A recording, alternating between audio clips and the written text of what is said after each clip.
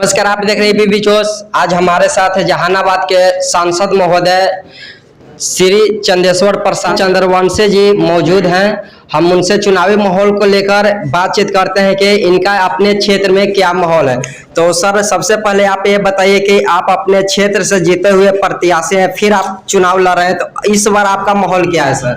बहुत बढ़िया माहौल है जी। और हमारे जितने भी मतदाता हैं जहानाबाद संसदीय क्षेत्र के, सब लोग पूरी तरह से तैयार हैं। और इसमें सबसे बड़ी बात है कि आदरणीय प्रधानमंत्री जी के द्वारा और आदरणीय मुख्यमंत्री जी के द्वारा जो काम किया गया है उसके आधार पर हम लोग वोट मांग रहे हैं। उसके अलावा 5 वर्षों में जो हमारे द्वारा काम किया गया है उसकी भी चर्चा हम करते हैं। लेकिन एक बात निश्चित रूप से हम बताना चाहते हैं कि जहानाबाद संसदीय क्षेत्र की जनता बहुत ज़्यादा उत्साहित है और एनडीए के उम्मीदवार को भारी मतों से विजयी दिलाने के लिए तैयार है। कुछ लोगों का कहना है कि मैंने चंद्रवंशी जी का अभी चेहरा तक नहीं देखा है सर।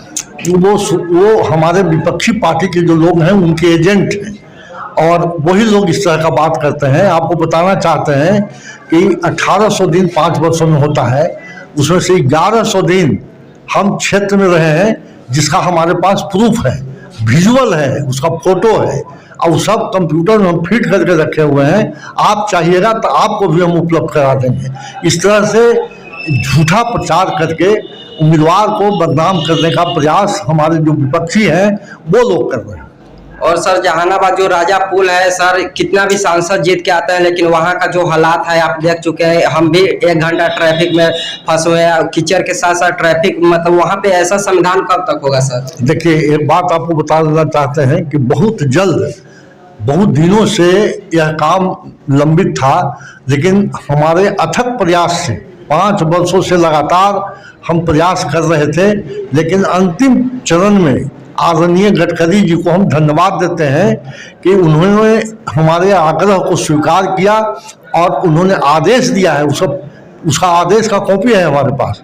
और आदेश ही नहीं दिया, उसको स्वीकृत कर दिया कि 1100 करोड़ के लागत से वहाँ फ्लाईओवर बनेगा और टी पॉइंट बनेगा अरवल चौराहे पर, और वहाँ से सीधे फ्लाईओवर बना के NH-83 पर गिर जाएगा। अभी के समय में उसका DPR बन करके तैयार हो गया है, सॉइल टेस्टिंग चल रहा है। बहुत जल्द, हमको लगता है आचार संहिता नहीं रहता तो अभी उसमें टेंडर वगैरह हो जाता, लेकिन आचार संहिता की वजह से थोड़ा विलम्ब होगा। लेकिन इस साल उसमें काम स्टार्ट हो जाएगा, ये हम दावे के साथ कहते हैं। मोदी जी का कहना है कि इस बार 400 पार, लोगों का कहना है कि अगर 400 पार हो जाता है सर तो संविधान में उथल पुथल लगा। कहाँ तक सच्चाई है सर? देखिए, ऐसा कोई बात नहीं है। आप गौर करके देखिए, जब से मोदी जी की सरकार है या आदरणीय नीतीश कुमार जी की सरकार है बिहार में कभी दंगा फसाद हुआ? नहीं हुआ। और हुआ भी छोटा मोटा लोग किए भी प्रयास करने का, तो उसको भी तुरंत प्रशासन कंट्रोल किया। इसलिए ऐसी कोई संभावना नहीं है और इस तरह का निराधार प्रचार किया जा रहा है, ऐसा कोई बात नहीं। बहुत लोगों का कहना है कि सर आप गांव में प्रचार प्रसार के लिए जाते हैं, वहां से आपका बहिष्कार किया गया, कितना सच्चाई है? देखिए, ये सब कोई बात नहीं है। कहीं कोई, हम तो 12 गाँव 14 गाँव 15 गाँव घूम रहे हैं डेली, कहीं उस तरह कोई वाकया नहीं है। लेकिन लोग जो हमारे एंटी ग्रुप के लोग हैं वो लोग झूठा प्रचार करते हैं। ये सब क्या लगता है सर कि फिर से एक बार मोदी जी का कमल खिलेगा कि सेंट्रल में? सेंट्रल में तो निश्चित रूप से खिलेगा, लेकिन हम एक बात बताते हैं आपको कि जो मोदी जी का आह्वान है 400 पार, उसमें जहानाबाद सीट भी 1 अंक जुड़ेगा।